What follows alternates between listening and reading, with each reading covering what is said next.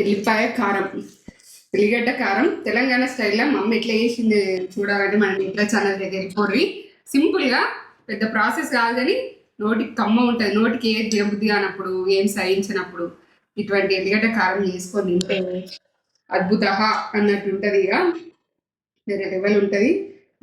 నూనె వేసుకునేటోళ్ళు నూనె వేసుకోరి, నెయ్యి వేసుకునేటోళ్ళు నెయ్యి వేసుకోరి. ఇదైతే పచ్చి నూనె వేసుకుంటున్నాను నేను. ఇట్లా మాకు జ్వరం వచ్చినప్పుడు మమ్మీ ఇట్లా వేసిస్తుండే, మాకు నోరుకి ఏం మంచిగా తినబుద్ధి కానప్పుడు నోరు మంచిగా టేస్ట్ వస్తుండే. వాళ్ళంతలా కూడా చేసి పెడతారు. చూడు పెట్టు, ముద్ద ఉంటుంది, టేస్ట్ వేరే లెవెల్ ఉంటుంది. నోరుకున్న జలం సర్ది పారిపోతుంది. సర్దున్నా జలుబున్నా ఇక నోరు మంచిగా లేనప్పుడు,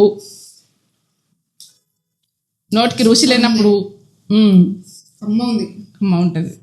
సూపర్ రెసిపీ. ఎల్లిగడ్డ కారమే అని అనుకోకుర్రి, ఇట్లా మమ్మీ పక్కా కొలతలతోటి ఎట్లా చేయాలో ఏం చేయాలో తెలంగాణ స్టైల్లో చూపెట్టింది. మీరు వెంటనే మన ఛానల్కి చూసి వేసేసుకొని ఇట్లా తింటుంటేనే రావజలం ఇట్లా వస్తుంది.